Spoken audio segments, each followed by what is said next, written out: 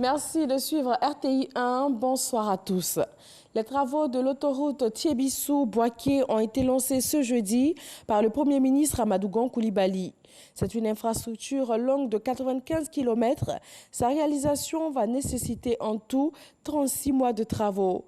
Le chantier est ouvert. On écoute le Premier ministre Amadou Gon Coulibaly sur place à Boaké. Oui, nous avons entendu le message des populations qui nous disent que nos routes sont en état de dégradation parce que, n'ayant pas été entretenues depuis plus d'une décennie, notamment au cours de la période de 2000 jusqu'en 2010.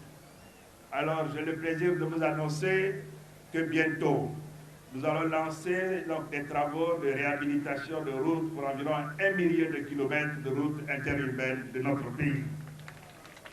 Cette cérémonie sera suivie après de celle de l'autoroute côtière, section Songo-Dabou, et de l'autoroute de contournement d'Abidjan, ainsi que les autoroutes de sortie donc est vers Anyama, de sortie ouest vers Songo. La Côte d'Ivoire présidera au Conseil de sécurité de l'ONU pour ce mois de décembre 2018. Un défi majeur pour le pays élu membre de l'organe onusien en juin 2017. Depuis cette date jusqu'à maintenant, la Côte d'Ivoire a un parcours sans faute dans cette cour des grandes nations de ce monde. Comment a-t-elle tissé sa toile pour s'imposer au sein de cet organe?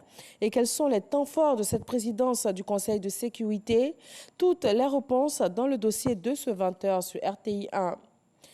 Le vice-président ivoirien a assisté ce jeudi à la rentrée solennelle de l'ASCAD, l'Académie des sciences, des arts, des cultures d'Afrique et des diasporas africaines. L'Académie des sciences d'outre-mer a fait don d'ouvrage à l'ASCAD dans cette journée de rentrée.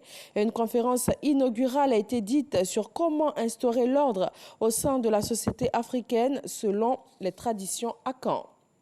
Dans le monde de la culture et de la musique, le reggae est inscrit depuis aujourd'hui 29 novembre au patrimoine culturel immatériel de l'humanité. L'UNESCO a souligné la contribution du reggae à la prise de conscience internationale sur les questions d'injustice, de résistance, d'amour et d'humanité.